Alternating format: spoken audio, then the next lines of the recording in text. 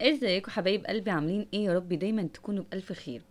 النهارده بقى هنعمل مع بعضينا الفطير بطريقة مميزة خالص، مش بالطريقة المعتادة اللي متعودين عليها. وكمان مش هنعمله في الفرن، احنا هنعمله على الطاسة من فوق. بصوا بسم الله ما شاء الله، تعالوا معايا عشان اقول لكم العجينة ازاي تبقى يعني طرية جدا كده. بصي بتتفرد معاكي بكل سهولة، من غير تعب، من غير مجهود، من غير اي حاجة. خليكم معايا واحدة واحدة عشان تاخدي عجينة بالملمس الطري اللي انت شفتيه في اول الفيديو دوت.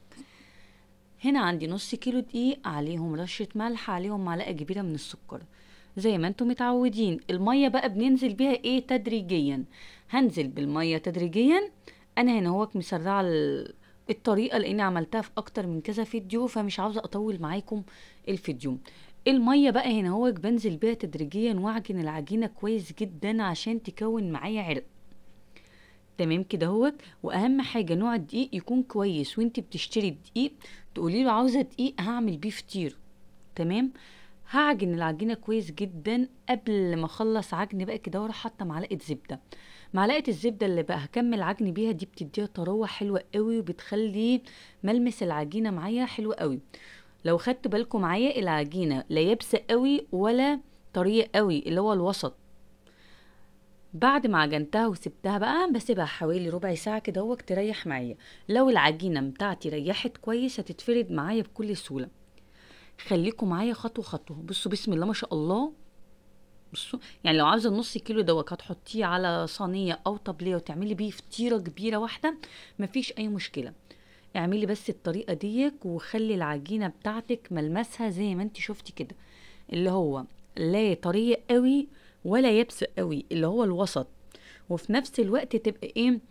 طريقة سنة بسيطة كده مش ان هي ايه بتلزق في ايدك. بص انتي بتقرصيها والعجينة ما بتلزقش خالص في ايدك، دي اعرفي ان العجينة بتاعتك مظبوطة. النص كيلو انا هنا عملته 7 فطاير. تمام كده هتعمليهم 7 فطاير ايه صغننين كده هيبقوا حلوين جدا.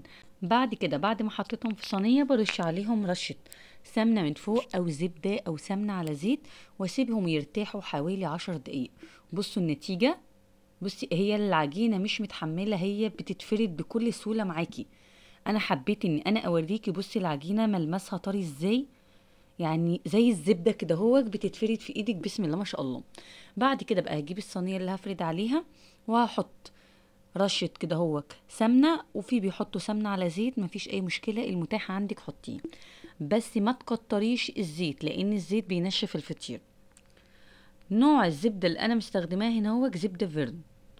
يعني انا كنت عملت قبل كده بالسمنه، وعملت لكم بالسمنه والزيت، وعملت ده بالزبده الفيرن من غير ما اسيحها ولا اي حاجه. انا بحطها على النار تدفى حاجه بسيطه بس مش اكتر من كده. نرجع بقى للفطير بتاعنا هنا بصوا انا بفرده لمسه سمنه بسيطه كده من فوق كده من الزبده اللي انا مسيحاها، وبتتفرد معايا بكل سهوله. بحاول ان انا بفردها على شكل مستطيل، وبعد كده بتنيها كده من الجنبين واعملها كده. هعمل الكمية بتاعتي بالشكل اللي انتوا شايفينه معلقة سمنة كده واروح حطاها وافرد واروح مطبقة الجنبين على بعضيهم، واعملهم على شكل ايه؟ اسطوانة كده طويلة كده. بس متهيألي مفيش اسهل من كده. يعني اللي ما بتعرفش تعمل الفطير وشافت الطريقة ديك وطبقتها، صدقوني هيطلع معاها حلو جدا. يعني اتمنى ان انتوا تتبعوا الخطوات ديك وتعملوها زي ما انا عملته بالظبط. الطريقه ديك لو انت حابه تعملي كميه من الفطير اللي هو الفطير الصغير، لكن ما ينفعش ان انت تعمليه فطير كبير. ماشي؟ ده لو هتعملي اللي هو الفطير ايه على الطاسه من الفوق كده هتعمليه بالطريقه دي. بصوا بعد كده بقى عند اخر واحده لقيته كله ريح. يعني لما العجين بيرتاح بيتفرد معايا بكل سهوله. بروح من الجنبين كده من على الحرف من هنا ومن هنا واروح شداه العجينه. طب ليه انا عملت كده عشان هجيب بقى الزبده بتاعتي واحط ايه؟ زبده كده والحشوه بتاعتي بقى حبه تحشيها هنا جبنه، احشيها حبه، تحشيها فراخ، احشيها بسطرمه، جبنه رومي، إيه المتاح عندك حبه تعمليه حطيه حبه تخليه ساده خليه ساده، مفيش اي مشكله. انا هنا حطيت اللي هي الجبنه البراميلي اللي هي الحادقه ديك بتخليه طعمه حلو قوي. حابه تحطي زيتون معاها حطي، زي ما قلت لك ده حاجه اختياري من عندك، انت حابه تعمليها اعمليها. وابدا الفه كده هو كرول اهو، هوريكم اهو كذا واحده هلفه اهو زي ما انتوا شايفين كده هو، يعني ابططها كده هو من على الجنبين واروح حاطه ايه لفاها رول كده هو.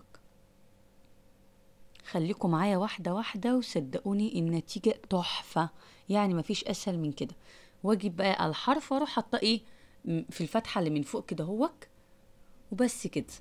هعمل الكميه كلها بالشكل اللي انتوا شايفينه دوت.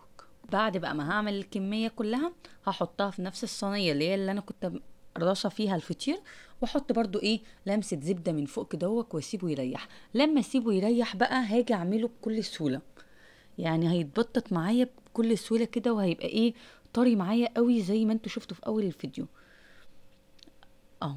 بصوا بسم الله ما شاء الله، على كف ايدك كده شمال ويمين هتبص تلاقيها اتفردت معاكي، بس حاولي ان انت ما ترققهاش قوي عشان ما تبقاش ايه ناشفه معاكي، يعني خلي الفطيره محمله معاكي كده هو، ان انت ايه تقدري تغمزي بيها ايه اي حاجه، عسل جبنه عاوزه ده لو انت عاملاها ساده، لكن لو انت حشاها مفيش اي مشكله.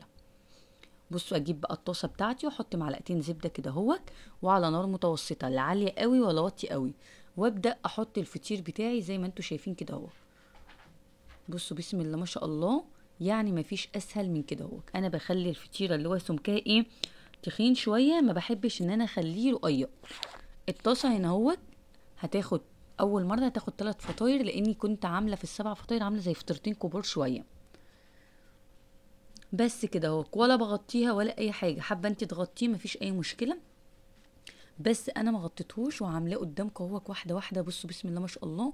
لو انت حسيتي ان الفطير بتاعك محتاج زبده في الطاسه وحسيتي ان هو بيتحرق منك، تجيبي معلقه زبده كده زي ما انا عملت كده وتروحي حطاها، دي بتخلي الفطير بتاعك لونه ذهبي ومورق وتخليه طعمه حلو قوي.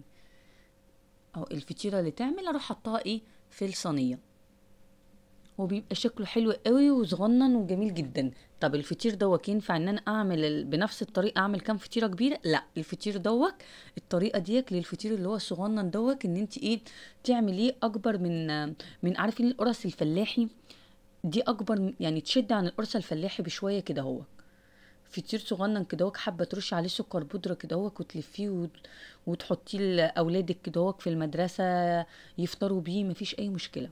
الله بصوا من نص كيلو عمل لي كمية قد ايه، يعني متهيألي مفيش اجمل من كده. صدقوني دول يعني اتعمل بيها مفيش اي مشكلة، صدقوني طعمه حلو قوي وهيعجبكم، والوصفة بتاعته مميزة وسهل في نفس الوقت. دي كده بتكون وصفتي النهاردة، اتمنى ان هي تكون عجبتكم، وبألف هنا وشفا على قلبكم.